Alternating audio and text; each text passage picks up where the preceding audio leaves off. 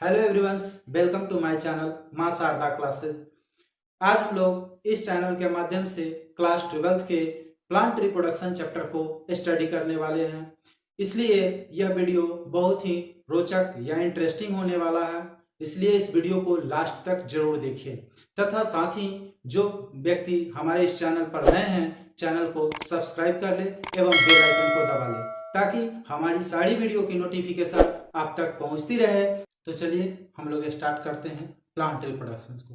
Reproduction में हम लोग जानेंगे कि प्लांट्स जो है कैसे रिप्रोडक्शन करता है। इसको जानने के लिए सबसे पहले हम लोग प्लांट्स बॉडी पार्ट्स को समझेंगे। तो प्लांट्स बॉडी पार्ट को दो भागों में बांटा गया है। First vegetative part and second reproductive part. Vegetative part यानी कि कायिक भाग एंड रिप्रोडक्टिव पार्ट यानी जनन भाग। क्या होता है रिप्रोडक्टिव पार्ट और क्या होता है वेजिटेटिव पार्ट, पहले हम लोग इसको जानेंगे। तो इसके लिए हम लोग देखेंगे रिप्रोडक्टिव पार्ट। तो पौधे का वह भाग जो लैंगिक जनन में भाग लेता है यानी कि सेक्सुअल रिप्रोडक्शन में पार्टिसिपेट करता है उसे हम क्या कहते हैं, रिप्रोडक्टिव पार्ट। जैसे कि फ्लावर। एंड वेजिटेटिव पार्ट की बात करते हैं तो पौधे का वह भाग जो लैंगिक जनन में भाग नहीं लेता है यानी कि जिसके द्वारा पौधे में अलैंगिक जनन की क्रिया होती है उसे हम क्या कहते हैं, वेजिटेटिव पार्ट। वेजिटेटिव पार्ट में इंक्लूड किया गया रूट, स्टेम एंड लिप्स को। और रिप्रोडक्टिव पार्ट की बात करें तो रिप्रोडक्टिव पार्ट में इंक्लूड किया गया फ्लावर्स, यानी कि फ्लावर्स जो है पौधे का क्या है, रिप्रोडक्टिव पार्ट है। फ्लावर्स के द्वारा ही पौधे में लैंगिक जनन यानी कि सेक्सुअल रिप्रोडक्शन की क्रिया होती है। अब हम लोग देखेंगे कि प्लांट्स में सेक्सुअल रिप्रोडक्शन कैसे होता है। इस चीज को जानने के लिए सबसे पहले हमको समझना होगा प्लांट्स में फ्लावर को। चलेंगे हम लोग समझते हैं फ्लावर क्या होता है। ये जो आपके सामने है फ्लावर का स्ट्रक्चर बनाया गया है जो बाइसेक्सुअल फ्लावर है। ऐसे प्लांट्स जो है कुछ प्लांट्स यूनिसेक्सुअल भी होते हैं, मोस्ट ऑफ प्लांट्स बाइसेक्सुअल होते हैं। तो फ्लावर्स में हम देखेंगे कि ये जो फ्लावर बनाया गया आपके सामने में वह है बाइसेक्सुअल फ्लावर। Bisexual flower. तो चलेंगे हम लोग पहले फ्लावर को समझते हैं। यह जो देखेंगे फ्लावर का निर्माण, फ्लावर क्या होता है पहले इसको जानेंगे। तो पौधे का कह सकते हैं पौधे का वह भाग जो लैंगिक जनन में भाग लेता है यानी कि जिसके द्वारा पौधे में लैंगिक जनन की क्रिया होती है और जिसका निर्माण कैलेक्स, कोरोला, एंड्रोसियम, गाइनोसियम से मिलकर होता है उसे हम क्या कहते हैं, फ्लावर कहते हैं। फ्लावर का हमारे दैनिक जीवन में बहुत सारे उपयोग भी हैं। ठीक है, तो चलेंगे फ्लावर्स के प्रत्येक पार्ट को हम लोग वन बाय वन स्टडी करेंगे, समझेंगे। अब हम लोग आते हैं सबसे पहले रिप्रोडक्टिव पार्ट में। यह जो है एंथर। एंथर यानी कि यह पौधे का क्या है, नर जनन भाग है। देखेंगे ये पूरे भाग जो है ये बाइलोब्ड स्ट्रक्चर, दो पाली वाला जो संरचना आपको दिखाई दे रहा है ये क्या है, एंथर, जिसको हम क्या कहते हैं हिंदी में, परागकोश। और दूसरा ये एंथर से एक फिलामेंट लाइक स्ट्रक्चर यानी कि तंतु के समान जो स्ट्रक्चर दिखाई दे रहा है जिसे हम क्या कहते हैं, फिलामेंट। और ये एंथर एंड फिलामेंट इस पूरे को मिलाकर जो ये होल स्ट्रक्चर आपको दिखाई दे रहा है इस दोनों को मिलाकर हम क्या कहते हैं, स्टेमेन। क्या कहते हैं, स्टेमेन। और स्टेमेन आप देखेंगे फ्लावर में, किसी भी फ्लावर में तो नंबर ऑफ स्टेमेन जो होगा ऑलवेज मोर देन वन होंगे, यानी कि हमेशा स्टेमेन का नंबर क्या होगा, मोर देन वन होगा। तो सभी स्टेमेन को मिलाकर पूरे स्टेमेन के ग्रुप को हम क्या कहेंगे, एंड्रोसियम, यानी कि हिंदी में हम उमंग। और एंड्रोसियम जो है पौधे का नर जननांग है यानी कि मेल रिप्रोडक्टिव ऑर्गन। सिमिलरली एक तरफ तो आप समझ चुके हैं मेल रिप्रोडक्टिव ऑर्गन। अब हम लोग देखेंगे फीमेल रिप्रोडक्टिव ऑर्गन के बारे में। यहाँ देखेंगे सबसे पहले अपर में एक डिस्क लाइक स्ट्रक्चर दिखाई दे रहा जिसे हम क्या कहते हैं, एस्टिग्मा, यानी कि वर्तिका। ठीक है, और एस्टिग्मा जो है एक हॉलो ट्यूबुलर स्ट्रक्चर से, एक ट्यूब लाइक स्ट्रक्चर से जुड़ा होता है जिसे हम क्या कहते हैं, स्टाइल, यानी कि हिंदी में कहा जाता है वर्तिका। और थैलेमस के अंदर देखेंगे ये वाला भाग जो है थैलेमस है। थैलेमस के अंदर देखेंगे गोलाकार यानी कि ओवल शेप्ड स्ट्रक्चर होता है जिसे हम क्या कहते हैं, ओवरी, यानी कि अंडाशय। जिस तरह हम पौधे में या जो नर जननांग में हम बोले थे एंथर एंड फिलामेंट को मिलाकर यह जो है स्टेमेन कहते हैं, उसी प्रकार इधर भी स्टिग्मा, स्टाइल एंड ओवरी इस तीनों पार्ट्स को मिलाकर हम क्या कहते हैं, पिस्टिल और कार्पल्स। क्या कहते हैं, पिस्टिल और कार्पल्स। अब आप देखेंगे पिस्टिल और कार्पल्स में तो कार्पल्स की बात करेंगे तो कार्पल्स के ग्रुप को हम क्या कहेंगे, गाइनोसियम।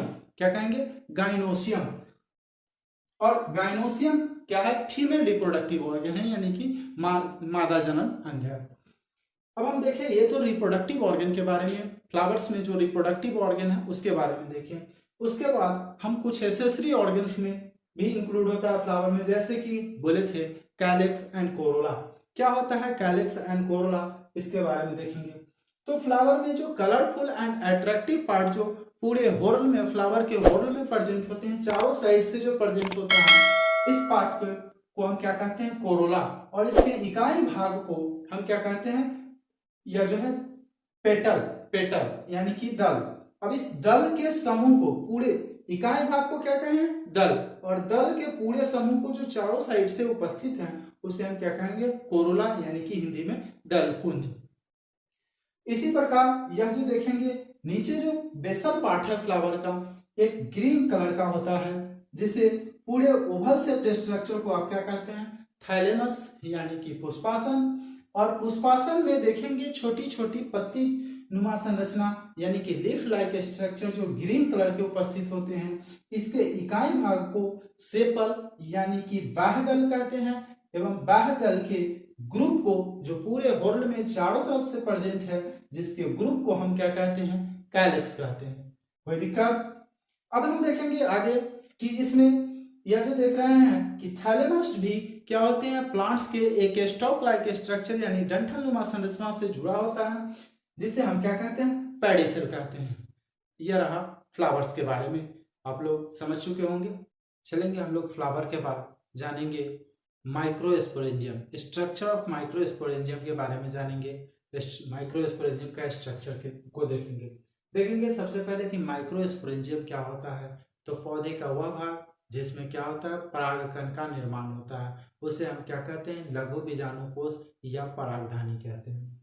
हम देखेंगे परागधानी यानी कि लघु बीजाणुकोष जो है, या 2 पाली वाला होता है। प्रत्येक परागधानी कितने पाली वाला होता है, 2 पाली वाला होता है। ये 2 पाली आपको दिखाई दे रहा होगा। एवं इसके प्रत्येक पाली में कितने खांच होते हैं, 2 खांच होती है, यानी कि 2 ग्रोव होता है। एंथर जो होता है ये 2 पाली वाला होता है, और इसके प्रत्येक पाली में कितने खांच होते हैं, 2 खांच होता है। अब एंथर का वाल जो होता है ये 4 लेयर से मिलकर बना होता है। सबसे बाहरी लेयर जो होता है, फर्स्ट लेयर को हम क्या कहते हैं, एपिडर्मिस, यानी कि उपचर्म। उसके बाद वाला लेयर, सेकंड लेयर क्या है, मिडिल लेयर, जिसे हम क्या कहते हैं, मध्य स्तर। मध्य स्तर के अंदर थर्ड लेयर जो है वह क्या है, इंडोथीसियम। और सबसे इनर मोस्ट लेयर जो होता है ये टेप्टम होता है। इस 4 लेयर से परागकोश बना होता है। अब हम देखेंगे कि इस चारों लेयर का फंक्शंस क्या है। तो सबसे पहले हम देखेंगे कि आउटर मोस्ट लेयर जो होगा वह क्या होगा, सबसे ज्यादा थिन होता है एंड हार्ड होगा। इस तरह से देखेंगे कि अंदर की ओर जैसे जैसे आएंगे उस तरह से लेयर क्या होता जाएगा, थिक होगा। और इनर मोस्ट लेयर जो होगा ये सबसे ज्यादा थिक होता है। बाकी ये इनर मोस्ट लेयर जिसे हम टेप्टम कहते हैं, यह टेप्टम क्या करता है कि मोस्ट ऑफ प्लांट्स में यह पॉलन ग्रेन, इसमें क्या, इसके अंदर क्या बनते हैं, पॉलन ग्रेन। तो पॉलन ग्रेन को ये न्यूट्रिशन प्रोवाइड करते करते, न्यूट्रिशन देते देते समाप्त हो जाता है। एवं जब परागकोश पूरा परिपक्व होता है तो ये तीनों लेयर क्या होते हैं, ब्रेक करता है, क्रैक करता है, और इससे परिपक्व परागकण बाहर आता है। ठीक है, अब देख रहे हैं कि इसके परागकोश के अंदर में देख रहे हैं कि क्या है, ग्रोव है। इस ग्रोव में कुछ स्पेशल टाइप्स के टिश्यू उपस्थित होता है, जिसे हम क्या कहते हैं, स्पोरोजिनस टिश्यू, यानी कि बीजाणु जनन ऊतक कहते हैं। अब इसी बीजाणु जनन ऊतक से क्या होता है, परागकोश में पराग, या जो परागकोश में परागकण यानी कि लघु बीजाणु का निर्माण होता है। और ये लघु बीजाणुकोष यानी या परागकोश की बात करेंगे तो इसमें देखेंगे कि चारों पाली जो है, जो क्या होता है कि स्पेशल टाइप्स के ऊतक से कनेक्टेड होता है, जिसे हम क्या कहते हैं, कनेक्टिव टिश्यू, संयोजी ऊतक। ठीक है, तो अब आपको समझ में आ गया होगा स्ट्रक्चर ऑफ माइक्रोस्पोरेंजियम। अब हम लोग इसके बाद देखेंगे कि माइक्रोस्पोरेंजियम में माइक्रोस्पोर यानी कि पॉलन ग्रेन का फॉर्मेशन किस प्रकार से होता है। ठीक है, तो चलिए हम लोग समझते हैं लघु बीजाणु जनन यानी कि माइक्रोस्पोरोजेनेसिस। माइक्रोस्पोरोजेनेसिस क्या होता है? तो अभी अभी आप देखे थे माइक्रोस्पोरेंजियम का स्ट्रक्चर। उस माइक्रोस्पोरेंजियम में माइक्रोस्पोर यानी कि पॉलन ग्रेन का फॉर्मेशन होने की क्रिया को हम क्या कहते हैं? माइक्रोस्पोरोजेनेसिस। यानी कि पराग कोश में पराग कण बनने की क्रिया को क्या कहा जाता है? माइक्रोस्पोरोजेनेसिस। हिंदी में हम कहते हैं लघु बीजाणु जनन। अब हम लघु बीजाणु जनन तो आप समझ चुके हैं, अब जानेंगे कि लघु बीजाणु जनन किस प्रकार से होता है। तो अभी अभी आपको बताया गया है कि पराग कोश में क्या उपस्थित होता है? Sporogenous tissue. क्या उपस्थित होता है? Sporogenous tissue. यह मान लेंगे क्या है? एक स्पोरोजीनस टिश्यू है। टिश्यू कहने का मतलब क्या होता है? ग्रुप ऑफ सेल, बहुत सारे सेल का ग्रुप होगा। अब इसका कोई एक सेल, इस टिश्यू का क्या है? कोई एक सेल जो है, प्रत्येक सेल की बात करेंगे, जितने सारे सेल है इस प्रत्येक सेल की बात करेंगे तो एक सेल जो है इस सेल को परिपक्व होता है। प्रत्येक सेल क्या होते हैं? स्पोरोजीनस टिश्यू का प्रत्येक सेल क्या होता है? परिपक्व होता है। परिपक्व होकर यानी कि मैच्योर होता है, और मैच्योर होकर क्या बनाता है? पीएमसी। किसका निर्माण करता है? PMC, pollen grain mother cell. क्या बोले? Pollen grain mother cell. कोई दिक्कत?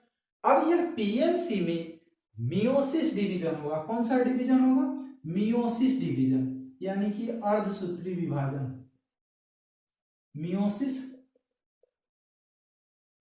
डिवीजन। अब इस पीएमसी में क्या होगा? मियोसिस डिवीजन होगा। यह पीएमसी क्वेश्चन पूछा जाएगा आपसे कि यह पीएमसी जो होता है हैप्लॉइड होता है या डिप्लॉइड होता है। तो पीएमसी अभी तक इसमें मियोसिस डिवीजन अब होगा। जब तक कहेंगे किसी भी स्ट्रक्चर में कि जब तक मियोसिस डिवीजन नहीं होता है तब तक उससे पहले का जो सेल का लाइफ होगा वह क्या होगा? डिप्लॉइड होगा। मियोसिस डिवीजन होने के बाद जो सेल प्रोड्यूस होगा वह क्या होगा? हेप्लॉइड। तो क्या कह सकते हैं? पीएमसी क्या होगा? डिप्लॉइड होगा। और डिप्लॉइड को किससे रिप्रेजेंट करते हैं? 2n से।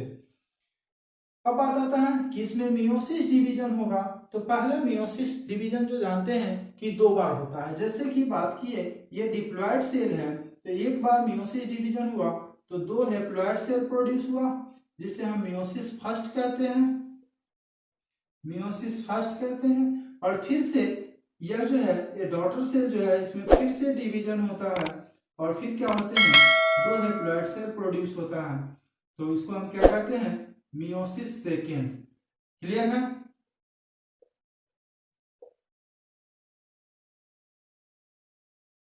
Meiosis second. तो हम बात करेंगे कि पीएमसी में इसी प्रकार से मियोसिस डिवीजन यानी कि मियोसिस पहले फर्स्ट होगा और फिर क्या होगा? मियोसिस सेकेंड होगा। तो इस तरह से एक सेल से कितने सेल बनेगा? 2। और फिर 2 से कितने सेल बनेगा? 4। तो देखेंगे हम लोग बना लेते हैं 4 सेल। ये 4 सेल का ग्रुप बनेगा जिसे हम क्या बोलेंगे? Pollen grain tetrad. क्या कहेंगे? Pollen grain tetrad. टेट्राड मतलब ग्रुप ऑफ 4 सेल। टेट्राड किस लिए कह रहे हैं? तो आप जानते हैं मोनो डाई ट्राइयल टेट्रा। तो 4 के लिए हम लोग कौन सा वर्ड यूज करते हैं? टेट्रा। तो 4 सेल का ग्रुप है इसलिए हम इसको क्या कहें? Pollen grain tetrad. कोई दिक्कत? और यही पॉलन ग्रेन टेट्राड जो है मैच्योर होता है और मैच्योर होकर क्या करता है कि यह एक दूसरे से डिसोसिएट हो जाता है, अलग हो जाता है। और इसी को हम क्या कहते हैं? पॉलन ग्रेन या माइक्रोस्पोर। क्या कहते हैं? सभी सेल जो है अलग अलग हो गया और इसको हम क्या कहें? माइक्रोस्पोर यानी कि लघु बीजाणु या पॉलन ग्रेन। क्या कहें? Pollen grain. अभी अभी हम देखेंगे, फिर से देख लेंगे क्या होता है लघु बीजाणु जनन किस प्रकार से होता है, फिर से आप समझ लीजिए। तो आपको बोला गया कि कोई भी यह जो देख रहे हैं लघु बीजाणु कोष में क्या होता है? स्पोरोजीनस टिश्यू उपस्थित होता है, बीजाणु जनन ऊतक उपस्थित होता है। और उस बीजाणु जनन ऊतक के अंदर क्या होता है? यह जो बीजाणु जनन मतलब ऊतक कह रहे हैं तो इसका मतलब क्या हुआ? ग्रुप ऑफ सेल, कोशिकाओं का समूह। अब उसका प्रत्येक कोशिका जो है परिपक्व होकर क्या बनाएगा? पीएमसी का निर्माण करेगा, पॉलन ग्रेन मदर सेल का निर्माण करता है। और उस पॉलन ग्रेन मदर सेल में क्या होता है? मियोसिस डिवीजन होता है। मियोसिस डिवीजन आपको बता चुके हैं कि मियोसिस डिवीजन 2 बार में कंप्लीट होता है। पहले मियोसिस फर्स्ट होता है और फिर क्या होता है, मियोसिस सेकंड होता है। तो ये देख रहे हैं डिप्लॉयड सेल है और ये सभी क्या है, हैप्लॉयड सेल है। अब देखेंगे कि मियोसिस डिवीजन जब कंप्लीट होगा तो एक सेल से पहले 2 सेल और 2 से क्या बनेगा, 4 सेल। इस 4 सेल का ग्रुप बनेगा, यानी 4 सेल का जो ग्रुप बनेगा इसको हम बोलेंगे पॉलन ग्रेन टेट्राड। क्लियर है। और यही पॉलन ग्रेन टेट्राड जो है मैच्योर होगा, परिपक्व होगा और एक दूसरे से क्या हो जाएगा, अलग हो जाएगा। और अलग होकर क्या बनाएगा, माइक्रोस्पोर यानी कि पॉलन ग्रेन। अब आप देख लेंगे कि ये पॉलन ग्रेन हैप्लॉयड होगा या डिप्लॉयड होगा। तो आप पढ़ चुके हैं, जानते हैं कि पॉलन ग्रेन क्या होता है, गैमेट्स है। और गैमेट क्या होता है, ऑलवेज हैप्लॉयड होता है। ये भी क्या होगा, मियोसिस डिवीजन होने के बाद बना है, यानी कि पॉलन ग्रेन क्या होगा, हैप्लॉयड होगा। क्लियर है। तो आज हम लोग यहीं तक देखेंगे, बाकी का यह जो है क्लास जो होगा फीमेल रिप्रोडक्टिव ऑर्गन से रिलेटेड वह नेक्स्ट वीडियो में मिलेगा।